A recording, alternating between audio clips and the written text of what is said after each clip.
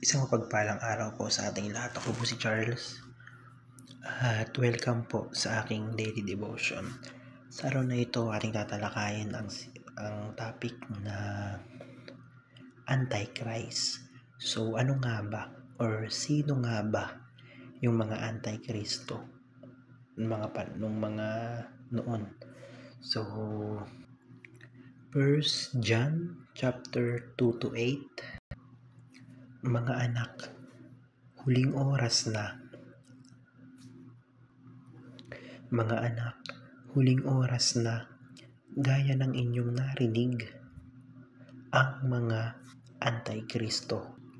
Kahit ngayon ay lumitaw na ang mga Antikristo, nalalaman natin na ito ay kanilang oras, ay kanilang huling oras na.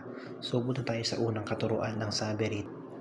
The Antichrist was only mentioned in 1 and 2 John. So sinasabi rito na noong mga kapanahunan lang ni John nabanggit sa Biblia yung mga Antikristo. So sinasabi doon na ito daw ay huling oras na. Ito yung sabi doon, 'di ba, na ito na yung huling oras ng mga Antikristo. So ibig sabihin lang ngayon wala nang mga Antikristo. Sa panahon ngayon, wala nang mga Antikristo. So, doon lang binanggit or doon lang nagkaroon. And at the same time, sinabi ni John na huling oras na yon ng mga Antikristo, di ba? So, ibig sabihin, sa panahon ngayon, wala na. Siyempre, kung iisipin natin, gaano ba katagal yung huling oras na sinasabi ni John? Siguro hindi naman yung tatagal ng mga 2,000 taon or so ibig sabihin hindi yun magtatagal hanggang ngayon. So ibig sabihin lang na sa panahon ngayon wala na or ubos na yung mga Antikristo. Sa ikalawang teaching, the Antichrist lived in the 1st century. So, sinasabi dito na may Antichrist noong mga unang panahon pa. So, ito yung mga Antichrist na ito yung mga tao na nag-iikot-ikot or nagbabahay-bahay na sinasabi nila na hindi totoong nagkatawang tao ang Diyos dahil nga hindi totoong nagkatawang lupa ang Panginoon. Kasi ngayon nga, ang alam nila, ang pagkakaintindi nila, ang laman ay masama. So, ang tao ay masama. So, ibig sabihin, yung Diyos, never siyang magiging tao. Never siyang magiging masama. So, ayun yung mga tinutukoy na Antichrist noon. So, sa ikatlong teaching, ang sabi rito, the Antichrist is not to be feared. So, ibig sabihin lang nun na hindi dapat natin kinatatakutan, hindi dapat tayo natatakot or hindi dapat tayo nagpapakumbinse sa mga Antichrist na yan. Kasi nga, yun nga, unang-una mali sila. Unang-una mali yung pinaniniwalaan nila. And ang totoo is yung sa atin. Totoo na nagkatawang tao si Kristo. Totoo na nagkatawang tao ang Diyos para sa atin. So, punta tayo sa katuruan.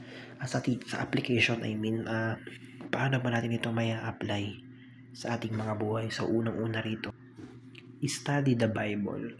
So, sinasabi rito na yun nga, yung mga Antikristo na yan ay nag-e-exist lang yan noon, yung mga panahon pa ni John. So, ibig sabihin lang, mali na maniwala tayo or tanggalin na natin sa isip natin na pag-aralan natin yung Biblia nang sa ganun ay ma-realize natin na wala na yung mga taong yan, wala na yung mga Antikristo na yan dahil naubos na. Dahil si John na mismo ang nagsabi na huling oras na nila yun nung mga panahon na iyon, huling oras na ng mga taong yun. So sa ikalawang application na avoid reading exegetically. So ibig sabihin kapag tayo ay nagbasa ng Biblia, kumbaga wag intindihin natin, kumbaga intindihin natin ng mabuti na nandun yung context, kumbaga nang sa ganun hindi tayo malilito. intindihin natin nang sa ganun mas maintindihan natin kung ano nga ba talaga yung tama at yung totoong katuruan, kung ano ba yung totoong nangyari, na yun nga, ang Panginoon ay nagkatawan tao para iligtas tayo. And mali yung mga sinasabi ng Antichrist na ang Diyos daw ay hindi nagkatawan tao, at dahil nga ang tao ay masama, or ang laman ay masama. Pero yun nga, although nagkatawang tao si Jesucristo, nabuhay siya. Although nagkatawang tao ang Diyos, nabuhay siya ng malinis, nabuhay siya ng walang kasalanan. So sa ikatlong application po na tayo, ang sabi rito, be confident to the triumph of Christ and the Great Commission. So yun, maniwala tayo, or maging confident tayo, maging kumpiyansa tayo na si Jesucristo ay nagwagi na. Si Jesucristo ay nanalo na laban sa mga Antichrist na yan. And yung Great Commission, na kumaga, na lahat ng tao, lahat ng bansa, darating ang panahon na yan ay ma-disciple. Na lahat ng tao at lahat ng bansa ay magiging tagasunod ni Kristo. So wala nang lugar yung mga Antikristo sa mundong ito. So yun, maniwala tayo doon at maging confident tayo. Ang Panginoon natin ay nagwagi at pagwawagi sa mga naninira or sa mga Antikristo na sinasabi niyan. So yun lamang po, napakaraming natutunan sa araw na ito. Glory to God.